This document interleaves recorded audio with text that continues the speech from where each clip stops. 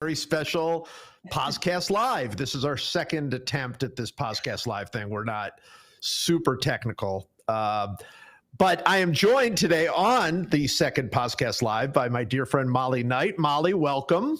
Thanks for having me. You are so welcome. And Mike Shore would be here, but he is podcasting with someone else. So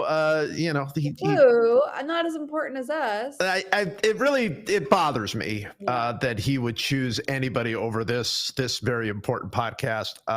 But it is Pablo Torre that he's doing it with. So we'll allow it. Pablo is the best, and he would love to have joined us. But this was thrown together late, but it is playoff time. It is baseball time. So we have so much fun stuff we're going to talk about. But first, Molly, let's set it up because we'll stuff will have happened until after we do this. So let's set up exactly where we are right now. It is Wednesday, October 15th. The series, we are to game 3 of the American League Championship Series is tonight in Seattle. The Mariners are up to nothing in that series. And in the National League last night, the Dodgers won again and dominated with pitching again, which will be a big theme of today's podcast. And so they are up 2-0 as well. And all the road teams have won all 4 games. The Dodgers and Mariners seem on a collision course right now. But all right, first of all, just tell me what's on your mind. Let's just start general. What is on your mind right now with baseball? Well, I feel like I jinxed everything because I just kept remarking about how this was the most intense, close, hard fought, with the exception of the Yankees, who just, crashed out. Kind of caved, yeah. Every division series, I was on the edge of my seat. Yeah. Even the Dodgers beating the Phillies 3-1, it was tight. It was stressful. It was everything, Yeah. Obviously that 15 inning game with Seattle over the Tigers was one of the best baseball games I've ever watched. Yes. And the Brewers too. The Brewers Cubs series was terrific. Great. I mean, yeah, it was terrific. Not a lot of great hitting, but just really, really well played. And I don't love I want competitive championship series, of course. Even though my hometown team is up 2-0 coming home. I don't know. I don't want like 2 kind of runaway series. How do you feel about this? I totally agree with you. I mean, what I love about if we're going to do this, you and I we have talked a lot about how much we love the pennant races and how much we would love for the season to have more meaning than it does.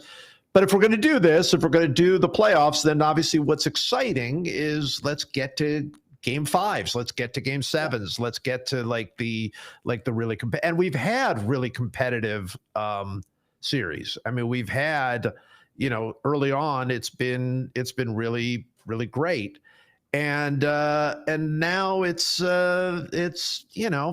I mean, look, as we are talking, we don't really know what's going to happen, but it's not just that the Mariners have just went into Toronto and destroyed the Blue Jays for 2 games. It's not just that. It's not just that the Dodgers went into Milwaukee and absolutely just suffocated the Brewers for 2 games. It's not just that.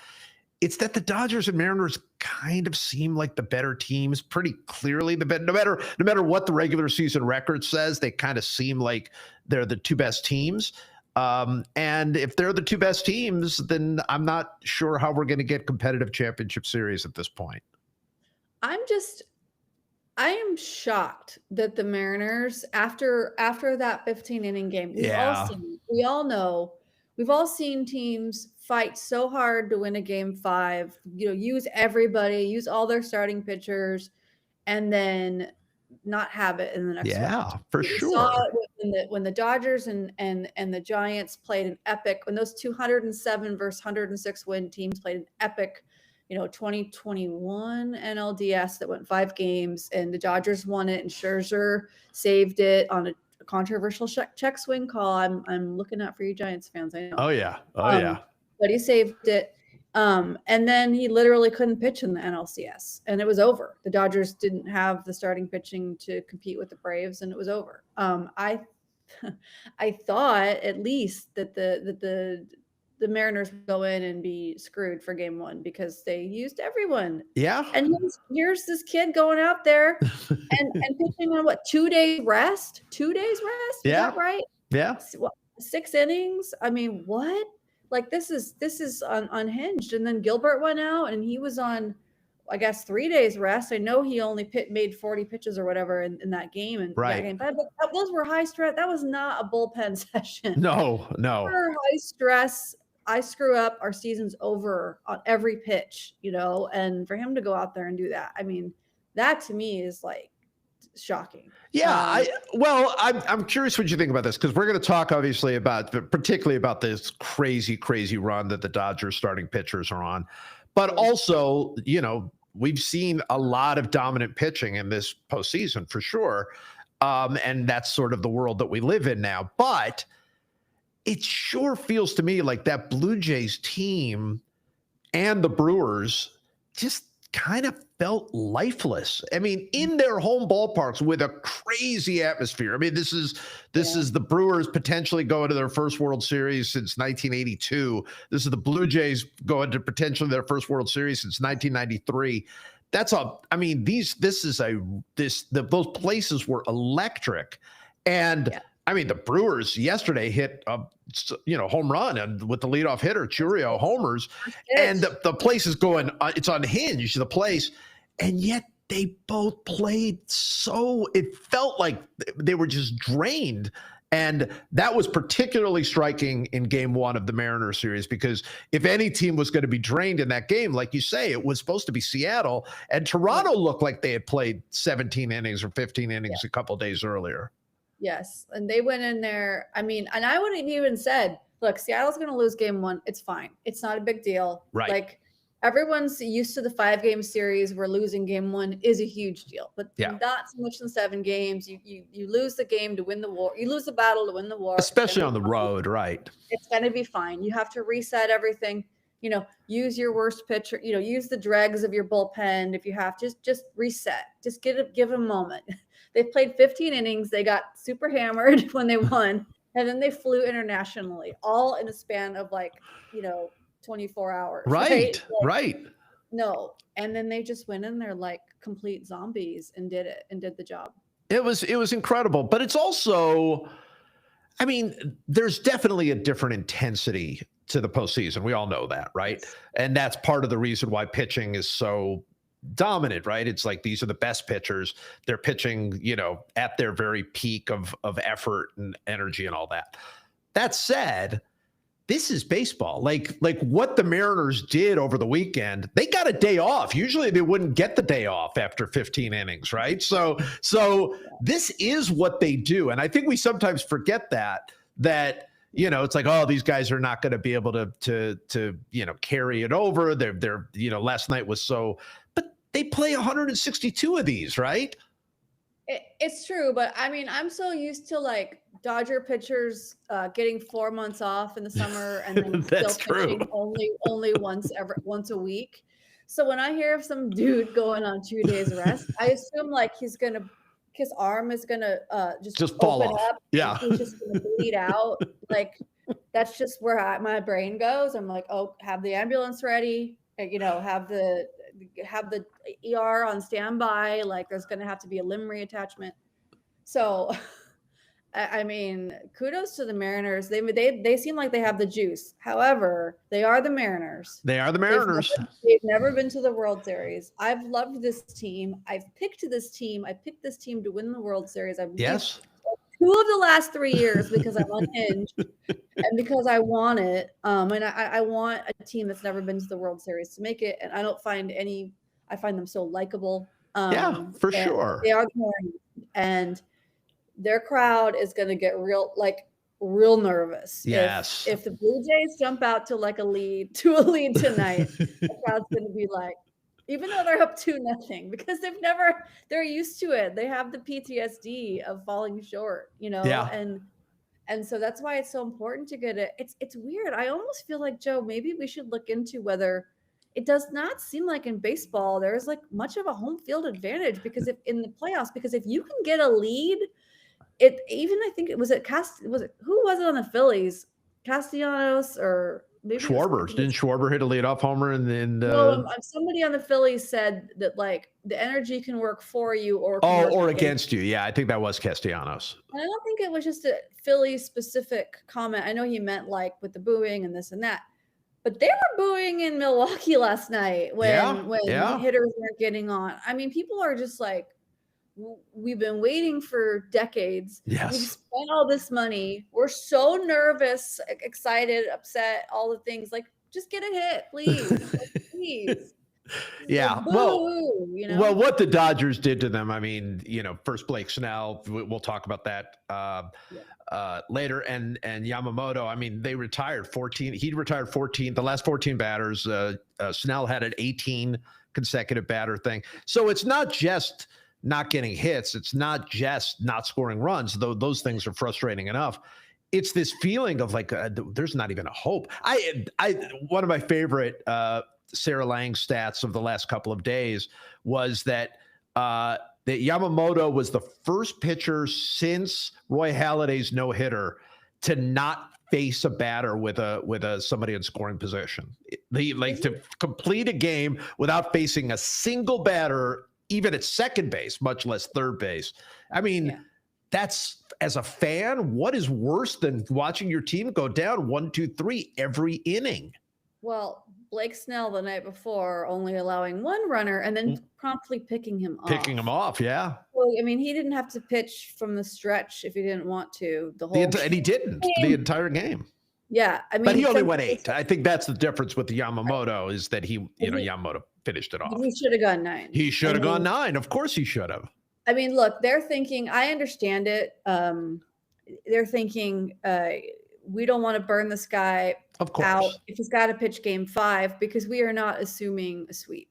I totally understand that, and I feel like that's probably why Dave Roberts was more willing to let Yamamoto go for the kill last night and let him pitch 9 because the odds of a game 6 after you take the first 2 on the road, the odds of a game 6 diminish quite a bit, I would say. And also, they don't have a choice. Their bullpen is a tire fire. Well, that's right. I mean, we should talk about that. Then we'll get to some questions. By the way, if you actually happen to be catching us on YouTube Live, which you probably are not because I didn't even tell people we were doing this. Send in your questions. We're happy. We're going to answer a couple of questions here in a minute. But I do want to talk about this because. So he does not let Blake Snell go into the 9th inning, right? He doesn't start him in the 9th, which, he's going to get hits. He is all in on Roki Sasaki, which I get it. I mean, the guy is an incredible talent, but he's never done this before. This is his first time doing this. He goes out, he struggles. He has no choice but to have Blake Trinan, who has been he had choices, but he had choices, but he loves Blake Trinan, and he even said the guy's a tire fire. I mean, he's just absolutely unpitchable at this point. And I mean, if there's a moment for Brewers fans to just lose their minds, it is the last pitch of that game. Well, 2 pitches. I mean. Yeah. Not leaning, not just standing there like a statue and getting hit by the pitch that was coming, by the sweeper that was coming for your knees. Yeah. I mean, this is Bryce Terang, who's kind of the essence of what the Brewers are, right? You got to be a dirtbag. I mean, this is like, I grew up in Orange County. I grew up in the Fullerton Union High School district. I grew up watching these guys at Cal State Fullerton, Long Beach State. This is and he grew up, I believe he grew up in the area too. Yeah. This is bread and butter, man. This is the whole dirtbag thing. Like you lock in, like you become a statue. Yep. By any means necessary. This is like the Anthony Rizzo moment, right? Absolutely. And then he swings at a pitch a foot over his head. That was never a strike. It was, that was a panic swing is what that was. And, but here's my point about this. Trinan blows that game, which he tried hard to do. Yeah, he walked the first hitter, nearly hit this. He walked the first hitter to load the bases. Yes. Then he nearly hit the second batter. Should To have hit walk the the second run. hitter and then threw ball, the strike 3 on a pitch that Yeah. was clearly not what he wanted. If he blows that game, one, we're talking about a completely different series. Obviously, that's We're talking obvious. about a Dave Roberts fire watch. That's what we're watching. That's my point. I mean, he's always on the edge anyway, but if you watch Dave Roberts blow that game like that, then, and so, yes, of course he's going to pitch Yamamoto in the ninth, at least start him in the ninth. But the other thing about it was, I was trying to think if it was you that said this or somebody else. Yamamoto has experience closing out game. I mean, pitching 9 innings. He threw like 15 complete games in Japan. So, and Blake Snell has none, right? He's thrown 1 complete game in his whole life, and that was the no-hitter he threw. Yeah. But still fascinating. Fascinating. Dodger starting pitchers have gone. The series has been, 2 9-inning games, so we have 18 innings total. Yeah. Dodger starting pitchers have gone 17 innings and given up 1 run. One run has gone 1 inning and given up 1 run. Yeah. So, I mean, this is what we're looking at, and I was shocked that there's no chance Dave brings Yamamoto back out if they had a functioning bullpen last night. Right, for sure. Not the Dodgers' philosophy at all. I was shocked and I loved it. And I wish that I just wish that sometime I believe in analytics and I know how hard it is. And I understand the Brewers' plan to not let Shohei Ohtani face the same. Besides when fastball Freddie Peralta's going, they didn't want Ohtani to face the same pitcher twice. I get it. But when you got an all-time performance happening, you just got to let it eat. Of course. And I don't care. I really don't. I don't care about the analytics. I don't care that they're all having to throw harder now. You and I were texting after the Scooble game. We were both really confused that he was so excited after going 7. And that's what it was. 6. Didn't he go 6? I don't even know what it was. I know. The game was still in doubt. And he's chest bumping in the dugout, and we were so confused. Not to knock him, but no, and by the way, this leads to our first question, which comes from Jeff. So I'm going to read the question and then we can talk about this. Tiger fan here. Been hearing a lot of chatter in Detroit sports talk radio that the Tigers shouldn't try to sign Scooble, that they should trade him because reasons. One of the dumbest is because he didn't go out to pitch in the 7th in game 5. This is dumb, right? Trade him for what? A bunch of prospects so we can rebuild again? Who's going to start for this team? I feel fans and management fall into precious prospect traps too often here.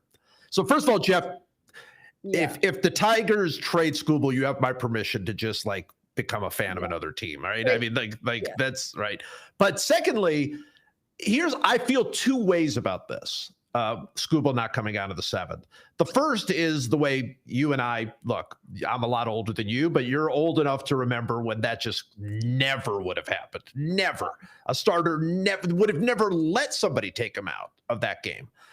But that's not the world that Tarek Scooble grew up in. So I'm of 2 minds. My mind is Tarek Scooble did his job. That's the job he was given, was to dominate as long as he could dominate. And, you give a lot of credit, to the Blue Jays for not the Blue Jays, a lot of credit to the Mariners for working him and making him throw more pitches than he wanted to throw and all of that. So you understand how that goes. That's the world he understands. The baffling part was, like you said, how happy he was about it. It's been, and I have tried to temper I'm a very excited / freak out person. I didn't know that about you. I tried to temper okay, I don't know what's going on. I don't know what was said. Right. I don't know. People were like, well, his last pitch was 100 miles an hour. Okay, well, maybe he was emptying the tank because he knew that was his last pitch. Okay. Right. Right. Maybe there were other things going on. I don't know. Right. It was weird to hear Blake Snell. Yesterday, I heard him on the radio talking about, did you have a conversation? Did you say you could go another inning? He just said, I trust Doc. Doc knows me. Roberts knows me better than anyone. And he just said, good job. Basically it's over. So there was not even a conversation. And that to me, I'm just like, dude, Okay, I get it. You're being respectful, you're being diplomatic, Sure. you're saying the things that the PR things that a team would coach you to say. But also, like, if I'm a manager, I want my starting pitcher to fight to stay in, right? Like, Absolutely. I'm not mad. That's not disrespectful. I'm not mad about that. And I mean, at a certain point, maybe these Dodgers starters got to look over their shoulder at who's going to be coming in and be like, I'm staying in this game. Yeah. Like, I just pitched my butt off for 8 innings. I allowed one base runner. I'm not going to let someone blow this. Yeah. Well, that was always the Bob Gibson thing, right? I mean, obviously Gibson pitched at a much, much different time, but he was also like, well, of course I completed games. So those guys couldn't hold the lead. I'm not giving up my wins for those guys. But I would say this, it's different with Snell in this way. This is Blake Snell. Blake Snell doesn't complete games. Blake Snell's hurt all the time. I get every effort you had to like kind of protect the guy. I get it. I don't understand if Dave Roberts really went to him and said, "Great job, you're done." There was no conversation. According to Snell, there was no "how you feeling?" Like I don't get. I mean, you've got to at least give your like, hey, do you have a little left? Otherwise, I'm going to the pen. Yeah. Just But ask do you him how you feeling? What are you thinking? right? Right. So, and that's, I guess that probably isn't that surprising. That's kind of the Dodger way, I suppose, is like, we'll control things. But I still think that's different than Skubal. Skubal, I'm not saying Skubal threw 102 pitches. He never throws more than that. Never, literally never. So, he was spent. That's what he does. He gives you 100 pitches at max effort, and then he has nothing left to give. I get it. What I did not get, as we say, is everybody it wasn't just him. Everybody in that locker room in that dugout was like, great job. You this is legendary. You did it. And it's the 7th inning. There's 3 more innings in this game. And you're not up 10-1, so that whole scene was baffling to me. And he was in the middle of it, but that whole scene was baffling to me. It was. And yeah, the Mariners had screwed up earlier in that game. I mean, my brain is, we're all like running on caffeine and whatever right now, but I believe George Kirby was starting that game and they pulled him like so early. Yeah. Which is so scary because the game wound up going 15 innings, and all of a sudden I know. cover 9. And then they brought in a guy, they were throwing nothing, but sliders all game. And then they brought in a guy who threw a fastball and it got hit over the fence. And so anyway, it's been a really good postseason though. I do have juice for the Mariners. I really do. Oh, I'd love that. I would love that team to, obviously get there. And I truly believe that the Mariners are certainly the only team left, but also maybe the only team that could really give the Dodgers a 7-game series, I think. I mean, certainly on the American League side. I mean, the Phillies could have and Padres probably could have and whatever. But on the American League side, I never believed in that Yankees team. I really have never believed in that Blue Jays team, if I'm being honest. I kind of felt like that team got, their run differential is just not that great. That lineup is, mad. They've had all kinds of pitching injuries, and I've just never fully believed in that team. So I think, they're missing Bo Bichette, and sure. No, they definitely are better, but yeah, without Bichette and also just their rotation is just really beat up. I mean, it's not ideal. I mean, they've got Shane Bieber going tonight, and he was a great pitcher, but he got hurt, and he's not the same pitcher. And you hope he'll find a little bit of the old magic, but he didn't in this first playoff appearance, and it's just so. Anyway, all that said is, I think the Mariners do have the stuff, especially if they can get Brian Wu back. I don't know if that can happen, but if they get him back, they've got the stuff to like put together a really, really good series. And I don't think anybody else really did in the American League. Well, yeah, but we have to remember the Mariners hit like like the 27 Yankees on the road, Yes. and at home, not so much. No. And so But that nobody will hits there. But nobody hits there. sure, but that will help hopefully for the Yeah. Blue Jays. That will help Bieber, and I guess they have Max Scherzer lined up to start Game 4, Which is which fun, but I mean, what faith do you have in Max? I mean, Max Scherzer is one of my favorite players of all time. All time. Yeah, me agreed. I have had him on my fantasy dynasty league now for like 10 years.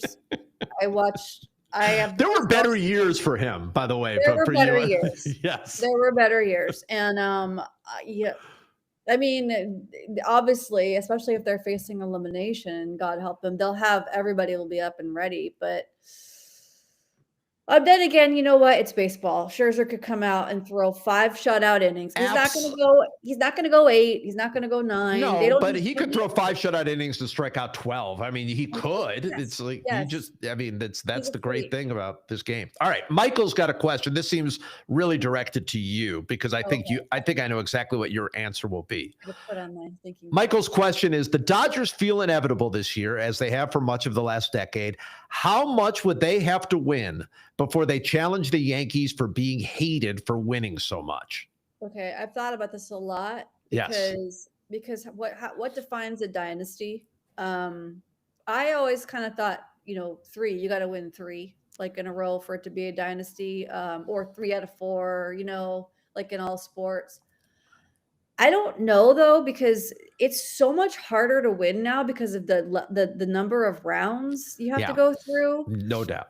I mean, and the number of things that could go wrong in this game. Well, it's harder and easier, right? It's harder because you have to go through all of those crazy playoff games, but it's easier to get into the playoffs. Sure. So you have both of those sides. Sure, but this feels like the first year where we haven't had some random like 6 seed that snuck into the championship series. I mean, maybe I'm wrong about that, but it feels like, okay, for a while we were like, this playoff format sucks. Like the teams with the buys are getting, that only happens apparently to the Phillies now. But, poor guys. The teams with the buys are at a disadvantage because of the time off and like all this weird. People were like, what? But it was clearly a small sample size because. I mean, I would say these are the 4 best teams left. I mean, the Phillies probably. If the Phillies hadn't played the Dodgers, right? Like that was just a matchup issue. Yes, but. I mean, these teams are all worthy. They all won their divisions. They're all good. There's no like, it's the Diamondbacks or the Rangers or these weird Mets. The LOL. What is it? Oh my God, the OMG Mets. OMG Mets. Got hot. It's not like or the Tigers. It's not some team that just got hot at the end and went through. It's like these teams really deserve to be there. And. I just got to see. I don't know. To answer your question, I don't know that any.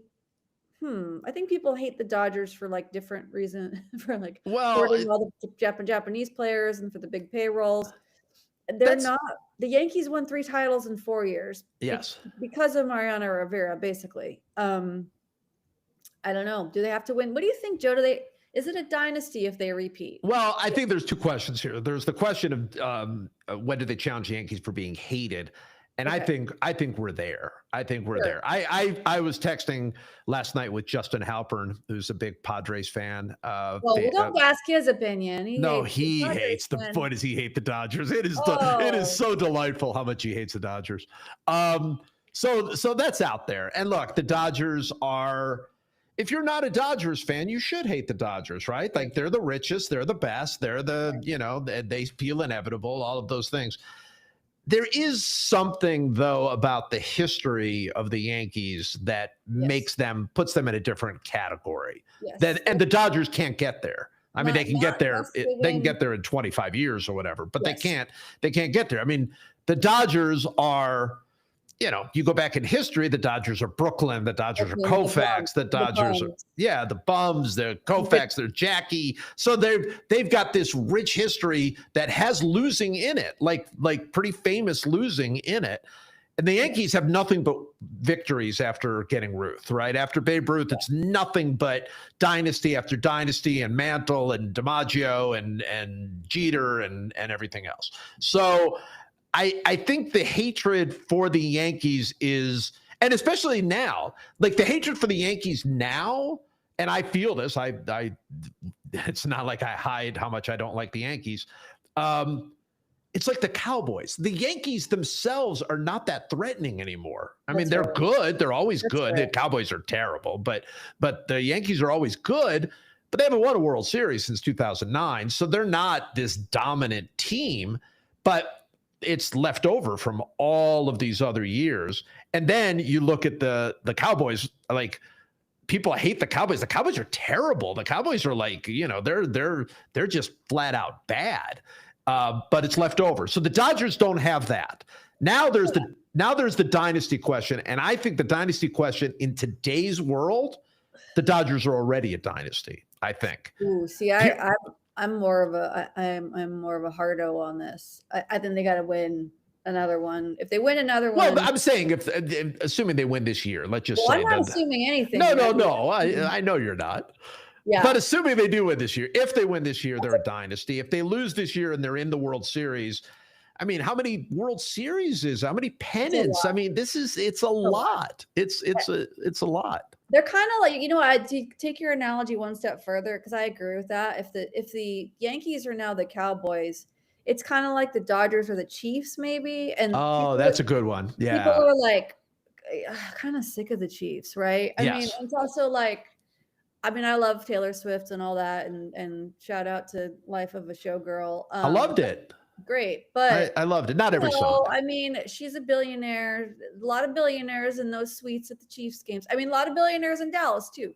I'm just saying, you see the Chiefs, you're like, oh man, look at this guy, Travis Kelce. He's a Hall of Famer. He's got how many rings, and now he's marrying this beautiful, most famous person in the world. Yes. Yeah, doing like, that. Why do these people have everything? And that in a way kind of feels like where they're going to be there in the end. You don't know if they're going to win it, but you're sick of them. Well, and I love what the perspective that you bring as a longtime Dodgers fan and person who's written about the Dodgers, because what is it from 1989 to 1990? I mean, 2017. It's nothing but heartbreak for the Dodgers. That's 30 years. My formative years in the 90s, they were awful. Awful. Like the first season where I was like keeping score and I had baseball cards and everything was like 92, where they lost 100 games or 99 games or something. I didn't even know. I was so happy to be there. I wasn't really even fully aware of how, I knew they weren't good, but I wasn't aware that they were terrible. I was so happy, to go to a baseball game and discover that I was into this, they were awful. They didn't win a playoff game series from 1988 until 2008. Yeah. I mean, that's not good. No, it's 20, 30 years of bad. And then they had a great young core of players, and they could have easily, they were there. They were right there. They were like the Orioles, right? They had Matt Kemp and Andre Ethier and Kershaw, all these guys. And they could have just added a Cliff Lee or a CC Sabathia, but their owners were looting the team. Well, they were, that was a bad ownership situation, to say the least. Yeah, like the Brewers were adding CC Sabathia, and the Dodgers were like, that's too expensive for us. This was literally like 12 years ago, or 13 years ago. This is not or maybe 15. You know what I'm saying? It's not like they have always been this way. It's a lot like the Chiefs. Like the Chiefs were nothing but heartbreak until Pat Mahomes.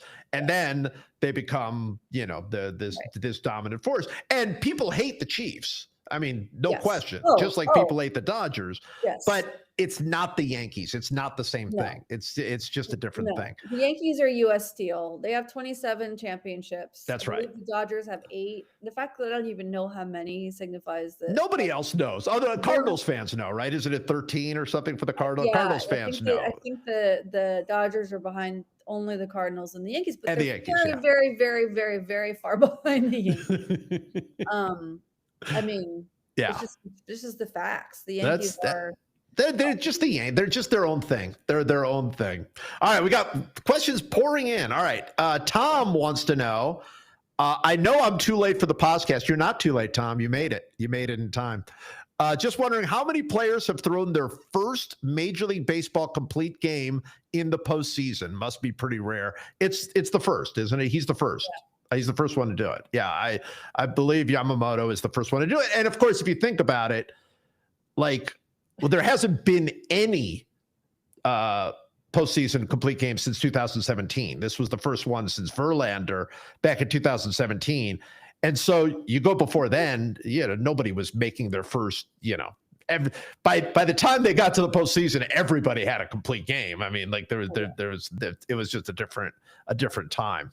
All right, Chris. Also, there's been no team before that's done load management the way the Dodgers have. I mean, they're doing it more than everybody, but everybody's kind of doing load management, right? I mean, they only throw, how often do they throw, they only throw once a week. Well, Scooble's like that, right? Scooble pitched on 5 days rest one time this year. Wasn't he on 6 or 7 days rest pretty much the rest of the time? I mean, I will say though that Yamamoto did come one batter away from a no-hitter against the Orioles in early September, early August, and then he gave up that homer to Jackson Holliday. So he almost threw not only a complete game but a no-hit shutout.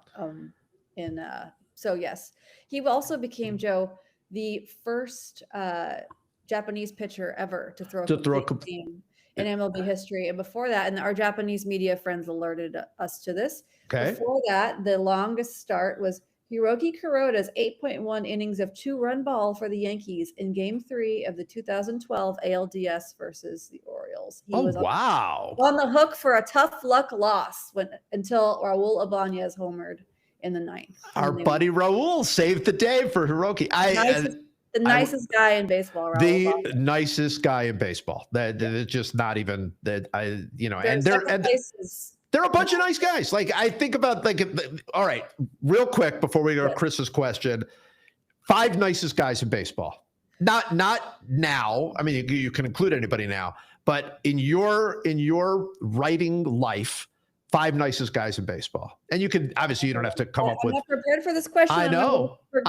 No, that's my point. So this is not a official list. This is just who comes to mind. Because Raul, as soon as Raul's name came up, both of us thought, one of the nicest guys in the history of baseball. Raul Ibanez, I remember when I was at ESPN starting out and I interviewed him I was doing they start you out on basic stuff and it was I'm going to ask questions to your best friend on the team, how well he knows you, and he was like, oh, actually my best friend is not on the team. He's the security guard who works that's so Raul. For the family room. I trust him with my kids, and so I invited him over to my barbecues. I was like, what? The best. So Raul's son was born on the same day as Elizabeth, my oldest daughter, same day. Yeah. So I brought a gift to him, a baby gift to him for his son, because he's such a unbelievably nice guy. And what did the guy do? Of course, he got me something for our daughter, but also invited us to come over to their house. We'll play chess. We'll do. I mean, he's the nicest. All right, so he's on the list. We don't have to put him we're not ranking him. We're just talking about 5 nicest guys. Michael Kadire, I remember he got me. He somehow I was on a reporting assignment and I was in Shakopee, Minnesota, which sure. Well, we've all been there. Yeah, and I've never even heard of it. A trivia pub thing he was at. I don't know. Somehow that man figured out how he saved the day. I was lost. It was a mess. He was wonderful. And that was, I think I remember people who were kindest to me at the beginning of my career. Well, that's what I was going to say. You're you're so. Well, that's why on my list, no matter what, will always be Tom Glavine. Tom Glavine will always be on my list because the very first baseball game I ever covered, I went into the clubhouse. No, I was 23, 22. Yeah. I mean, not knowing where to stand. I didn't know where to stand. I didn't know what to do. I was scared out of my mind. And Tom Glavine, Tom Glavine's my age. He's not much older than me. He's a year or 2 older than me. He put his hand on my arm and he said, "Hey, you okay, man?" because I was obviously was shaking with fear. And I said, yeah, no, I'm supposed to do a story. He's like, oh, come on over to my locker. And he called me over to his locker, and we talked for like 15, 20 minutes. Nicest guy in the world. I wrote a story about Tom Glavine, and I will never forget talking to the editor the next day. It was a column. I was already a columnist, which I was not ready to be. And I talked to the editor the next day, and he's like, yeah, listen, good column. Quick question. Tom Glavine didn't pitch. Why did you write about Tom Glavine? And I'm like, well, yeah, I just thought it was an interesting story, which is, of course, the only reason is he was the only guy that was nice enough that I literally would not have had a column. I would not have had the guts to talk to anybody. You should say, excuse me, because I have the foresight to know this man is going to be a future Hall of Famer. That's right. Believe me, you will look back on this Tom Glavine column and go, yes, what that guy saw, what nobody else saw. So, so Tom Glavine always on my list. But also, I like like Mike Sweeney's was a nice guy. Oh yeah, right. Yeah, he helped me out too. When I wasn't, were you there? Were you in Kansas City when Alex Gordon debuted? Yeah, 2007. ESPN sent me there to follow him because Howie Kendrick said no. It was like we had to pick a top, who's going to be the top rookie, and those were the top two guys. Right. And so I was sent to like follow Alex Gordon around, and he clearly did not want me following him around. He was, although to be fair, he's a nice guy too. To be fair to him, he wasn't mean to me. He was panicked. He was terrified. And so I was like following him around and with the photographer, and he went over. And then it became the running joke that I was going to have to stay and with them until he got his first hit, and they were playing the next series in Toronto, and I didn't have my passport, so my neighbor had to break into my apartment, get my passport, and FedEx it to my hotel in Kansas City, and then he finally got a hit on the third day. Anyway, so great. This podcast is very silly. Yes. But Sweeney helped me so much, like, because Alex like literally said 2 words to me, and I was there for a week following him around. And Sweeney was like, what do you need? And just gave me everything. Such a nice man. Such a nice guy. All right. Who are some of the others? Somebody has written in, Dave wrote in to say he's glad to see that I'm bringing the draft back to the, we used to draft, Mike and I used to always draft stuff like crazy, ridiculous things. I've been in your draft. You've been in the Christmas draft. You've been in the holiday draft, but we used to do that every week. We would draft like, oh, let's draft kitchen utensils this week. And we never decided to stop. We just kind of did, because that's the way the podcast is, that we just forget things and like, oh yeah, I forgot we used to do that. So we're bringing back the draft. So this is very good. So, all right, who else? Who else is super duper nice? You can pick a Dodger. There's got to be. Walker has been amazing to me, and I'm so happy he got this job. I love it when I'm like, please hire more people. I have people who are in my phone who I can just text and be like, what's going on? So that's nice. I think Nick Punto is very nice. Nick Punto is very nice. I'm trying to. It's just hard. It's easier to remember the negative. Well, yeah, I'm not doing who are their 5 least favorite. Like we're not doing that. Yeah. I used to, in my office at ESPN, I used to have a whiteboard, and there was a good list and a bad list. And the people what was longer? What list was longer, the good list or the bad list? I think they were about equal, because I got really excited when someone was nice to me, and sometimes I would move people from the bad list to the good list if it was clear, if they apologized or it was clear that something. I love Pedro Martinez. Pedro is delightful. Delightful. There was a time when I came into the Mets clubhouse, and it was toward the end of his career, and Chipper Jones was like going for either the batting crown or trying to hit 400. That was the summer he was trying to hit 400. Okay, and it was the end of the year, and we were like the only 2 people in the locker room, and he was singing a song he had made up about Chipper, and he was like, I think I'm just gonna let him hit it. I think he deserves it. Like, he was just talking about how he was just gonna throw some pipe shots in there so that Chipper would get his. And I think he did, because he just was like, I got to tip his cap and call him my daddy, like his normal thing. Yeah. And he was just like, this guy's so good. So good. And Carl is, by the way, Carl is just, it's embarrassing that we didn't say this already. There's nobody nicer than Joey Votto. There's just simply nobody nicer than Joey Votto. So so that's a good one. I was thinking, did you ever have any experiences? Curtis Granderson. Curtis Granderson, so nice. Doug Glanville, geez. Oh, well, Doug is one of us now. I know. He was great as a player, as he was super duper nice, but he's now the nicest in our business, I think. Right? He's just the nicest guy in our business. Did you ever deal with Glenn Perkins? Did you have any Glenn Perkins? So Glenn was super duper nice, like incredibly nice. Glenn Perkins was this kind of nice. He would seek me out when I would go to like if I was at a Twins game, like he would like be like super excited that I was there at a Twins game. So maybe that was just being nice to me, but I think Glenn is just super duper nice.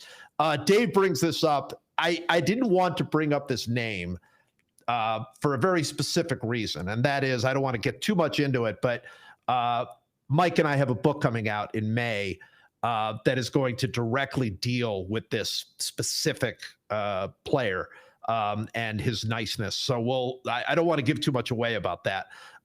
The book, by the way, is Big Fan. If you would like to pre-order, it's coming out May 19th. Mike and I write about what it means to be a fan. And so the person said who should be on everybody's list, Mookie Betts, obviously, is unbelievably nice. I think with Mookie, and again, I've been like the one woman Mookie hype train this week because he's kind of gotten lost a little bit in clearly, obviously, with Yamamoto and Snell and the other Dodgers pitching performances. Even Glass now was incredible in Game 4. Like Mookie Betts has won at least 3 games with his brain. Just by walking, just by you're right. He's it's incredible. But like people don't understand, like okay, first of all, the wheel play he decided to call in Philly, which never was practiced, and he's just like, this is what we're doing now, and he's been a shortstop for 5 minutes. So in baseball, like when you're deciding who you're going to give $300 million to or whatever, $400 million to, that person better be, oh, thank you, Gardner's starting right now.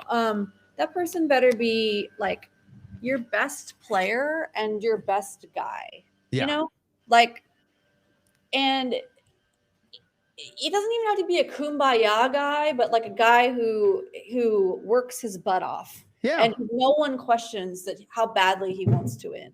Right. And this Dodgers turnaround happened when Mookie Betts joined the team. That's it, period. Yeah. Like money, they had the money before. They were spending a ton of money in 14, 15, 16, 17, 18. They did not win. Yeah. So, it was Mookie. It's Mookie. And he's the missing ingredient. And so when people like, I'm not going to name names, but certain players have large contracts, huge contracts, and they aren't that person. And I don't think those teams can win unless they have enough money to have a couple guys like that.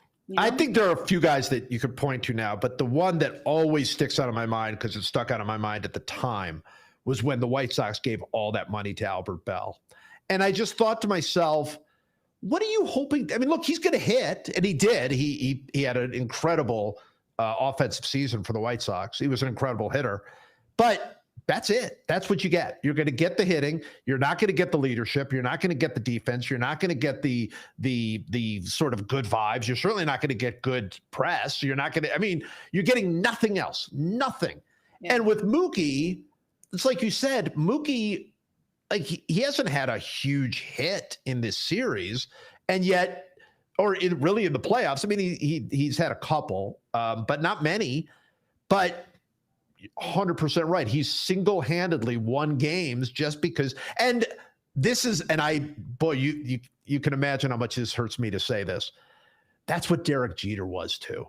That's what he was. Oh, look at you! I know. Because I was talking to somebody the other day. They were saying you should never put Derek Jeter in the baseball 100, and I was saying, look, first of all, obviously the numbers are the numbers, right? But also, look, I think Jeter was, we all know defensively not great and various other things. That guy was always one step ahead. He always was one step. The thing they used to always say about Joe DiMaggio never threw to the wrong base. Well, of course he did. Everybody makes those mistakes. But there are players that are aware of the situation all the time.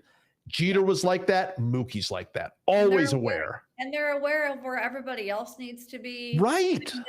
It's a beyond, and I can't, and it's frustrating for us because we can't, it's hard to explain. Intangibles or whatever, but also tangibles. Like, you can watch that at bat that he took against Joan Duran, and you can understand that, why that he never walked anybody with the bases loaded before. He'd only issued one walk as a Philly. I think he'd struck out 27 batters. Yeah. So you understand why, Rob Thompson felt, sometimes I'm just such a baseball geek that I talk in code. The Phillies manager, Rob Thompson, felt comfortable there. And you're like, oh, well, Duran, threw all these bad pitches. No, he didn't. He threw pitches that people normally swing at. Yes. But Mookie Betts is like, I don't have to do too much here. I don't have to be the hero. I don't have any kind of insecurity about that. I don't need my Grand Slam highlight reel. I'm going to work a walk. Absolutely. All right. We got two more questions to get to. I'll say, by the way, one more time, since we're doing this, Big Fan comes out May 19th. There's a lot in there about Mookie Betts' niceness, just in general. I'm just telling you that now. All right. Here's a question from Chris. Would it behoove teams with championship aspirations to require each of their starters to pitch in relief once during the regular season, just to get a feel for the different types of preparation, rhythms, timing, etc., that goes into coming into a game on shorter notice, so that it doesn't come as a complete shock come playoff time? What do you think?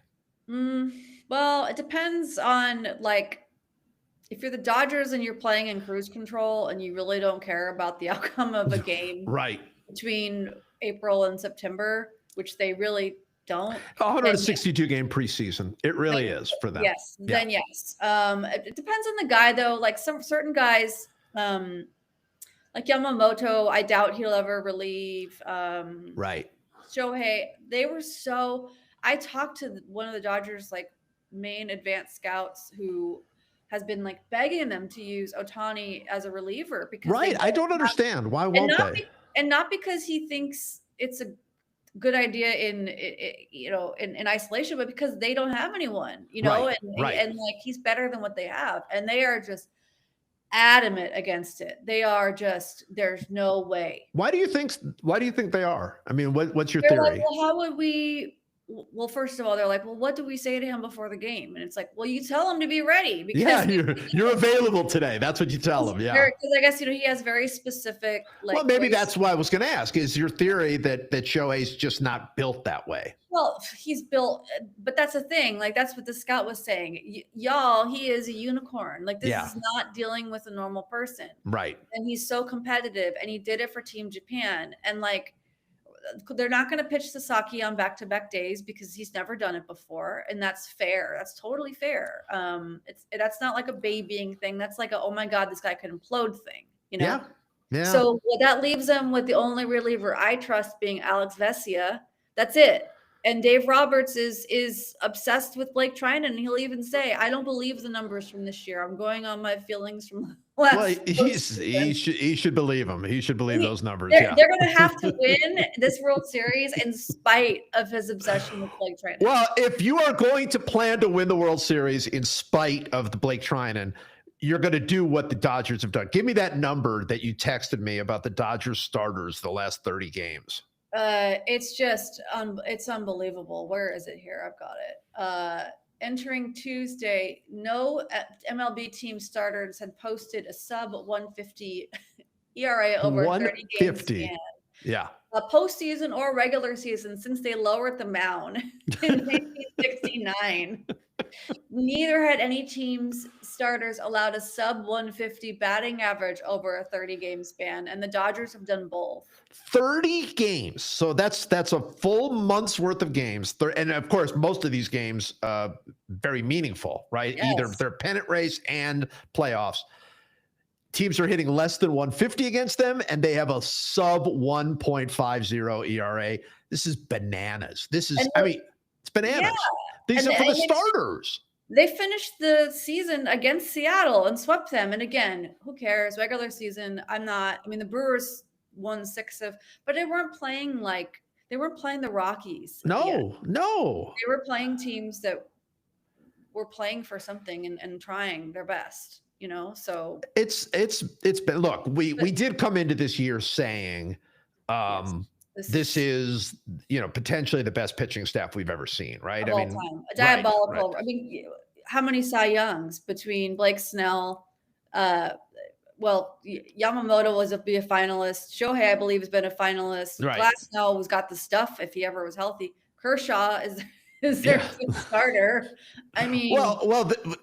It's incredible. And look, Sasaki did not pan out the way they thought he would, because of the injuries and everything. No, and the only reason he's even at all pitching is because of how bad their bullpen was. How bad their bullpen is. So they would have shut him down and just said, okay, let's focus on next year. One last question on the Dodgers pitching, then we'll go to our final question here. Will we see Clayton Kershaw on the mound again?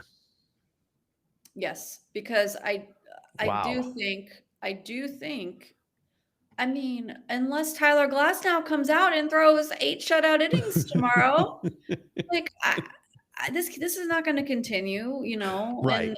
And if the Dodgers, I'm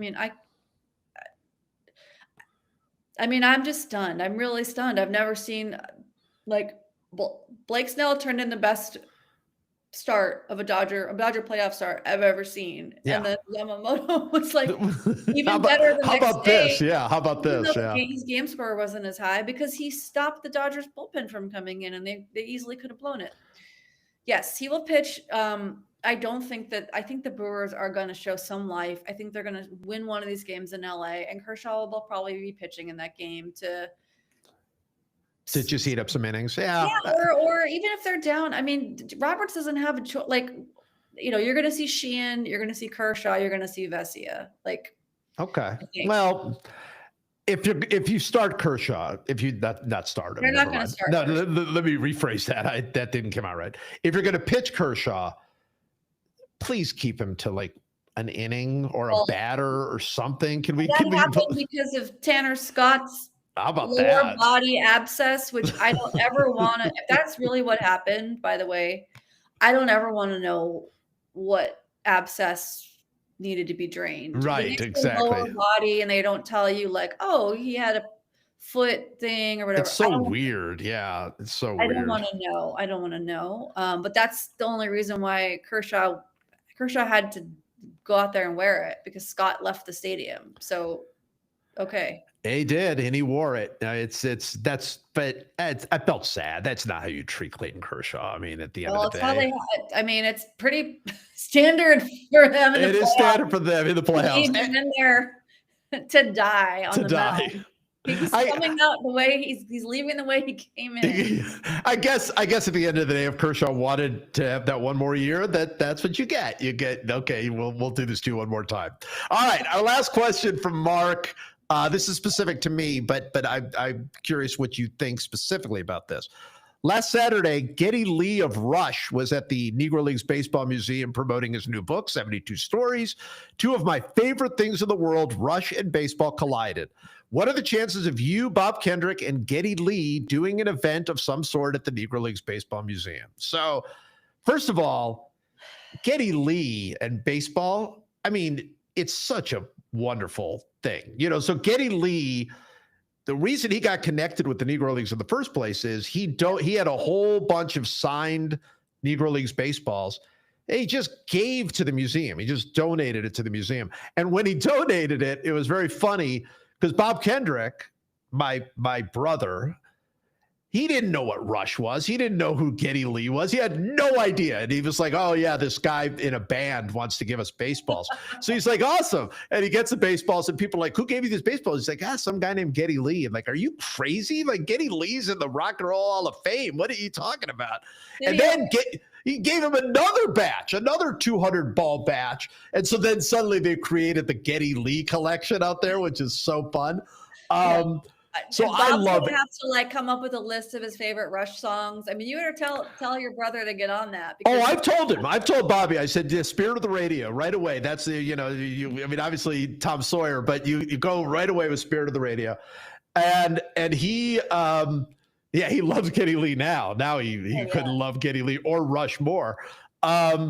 But it's so fun. Look, I would love to do an event with Geddy Lee and Bob. That would be a dream and a joy. And is he a Jays fan? He's a big Jays fan. That's right. Yeah. So you'll see him every now and again at the Jays games singing along. I don't know if he's done the take me out to the ball game or whatever, but he also wrote a book about baseball, about his love of baseball. I mean, he is a legit. This is all right. I'm going to leave it with this because we have to have one more. It's not going to be a full draft, but we have one more thing for this podcast because this is what we do. A lot of celebrities. I know a few celebrities who claim to be baseball fans. There's a difference between baseball fans, celebrities, and celebrities who are baseball fans, right? Yes. Yeah. I mean, this is how. I mean, people with the sickness, and I wind up becoming friends with celebrities as you do. Yeah. Because celebrities with the baseball sickness are just like us. And like us. Need people to text all day long about baseball. That's right. And it's actually kind of sweet because you can tell it's just like, oh, they're just having a pure interaction with us, and we're not trying to break into the acting biz or right. So we don't want anything from them, So it's like probably the least transactional, it's like wholesome for them to just be like 100% other baseball dorks, and I mean, yes, like through you. Got to meet Nick Offerman. We actually had followed each other on Instagram before then. He's a huge Cubs fan, and then I was at Fenway, and Andy Richter DM me and was like, "Hey, you here?" He's like, "I'm filming something in New York, and I just came up on the train by myself." He was just at the Fenway by himself, like watching. He's a baseball nut. That's what's great. That's what I mean. There are people that get on camera that like, oh, they're a big baseball fan, but they're like, okay, they like it, they're fine, they like to be seen. But what we love are these celebrities. And by the way, the most incredible of them all, and the one that blows my mind, is Tom Hanks, right? So Tom Hanks is legit baseball nuts. He's a true fan. Psycho. And Tom Hanks and his friends, including we've talked about this a million times, but my best friend in college and New York roommate, Allie Gans, her dad, co-wrote A League of Their Own, which sort of like kind of resurrected Tom Hanks's career. At that point, I guess he kind of made some, I don't know, it's weird to say a resurrected career, but I guess at that point it was huge for him though. It was huge for him. I love that it was a baseball movie. Yes. And so he still I remember at one point it was someone's 50th birthday. I don't know. And they went on Allie's dad, Lowell Gans, and other, maybe Ron Howard and others, like just went on like a Winnebago. Tom Hanks rented a bus for this. And they went to, they just traveled the country to watch minor league baseball and high school baseball, and it's the best, best. And no one ever wrote about it, and it was never like, I don't think, and it was never like. No, I don't think. I didn't even know about it. You told me, but one of the letters he sent me, which again, Tom Hanks is sending me fan letters just because he's such a big baseball fan. Mm-hmm. But one of the letters he talked about that trip and how it was the purest of. And he is a pure baseball fan, and Nick is a pure baseball fan, and obviously this podcast exists because Mike Shore is the purest of baseball fans, right? So I think that's what's really fun is when celebrities are like so into baseball, so wildly in love with it that they're just like us, in that way. Yes, and you don't, and in LA, I just speaking from being around celebrities all the time, like it can just be weird that you see the people around them and they're all hangers on and Yeah. they all have an angle. And so sometimes you kind of avoid, I kind of like it kind of like makes me not want to be friends with the celebrity because Right. I feel like, Right. oh no, they don't get any like normal people. And so this is a way for them to just like bond over something normal, like an average person, I you think know. that's right. Well, look, obviously they are constantly surrounded by people who, hey, I could be a baseball fan because you're a baseball fan, but they're not. Their needs are different. Like they're like us. They want to just sit around and talk baseball. And stress and text all day long and all Yeah. off season long. Are we getting this guy? it's, Who's this? Do we want this Murakami guy? Can you play third? Where's Muncie gonna go? It's just like it's so it's good. all day. It's so good.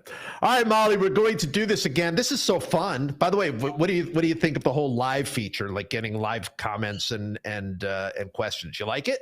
Well, I'm glad I didn't have to field any of the No. Well, you did field I some do. questions, No, but but I I mean, I just didn't have to manage that part. I could just sit here and then no. move like Our delightful producer Sarah takes care of everything here at the podcast. So we've got our own producer. It's this is a real show now. It's amazing. It's amazing. Thank you for having me, and thank you for always sending me so many of your brilliant readers to my little place on the internet. Please, if you have not signed up for Molly's Substack, it is incredible. It's called The Long Game. It's mollyknight.substack.com, right? Like, what's the easiest, like, direct way to get? I mean, you can search her, obviously. The main thing about it is it's not really about me. It's what I mean, it is about me, but we our chats are just phenomenal because I don't allow the chats are incredible. I don't allow bullying. I don't allow belittling other fan bases. I don't allow politics because we're all sick of it. Even though people know where I stand probably, but Yes. we need a break, and it's worked out, and it's like we have cats and dogs living in harmony together. We have Blue Jays and Mariners It's fans. so great. I was on the chat during the 15-inning game, I guess. Oh yeah, and we just had thousands of comments coming back and forth. It was so new threads because we broke Substack, but yeah, it's just a non-toxic space for discussing sports. It's like so fun. It's so fun. All right, so where do we go? Where do we go to get there?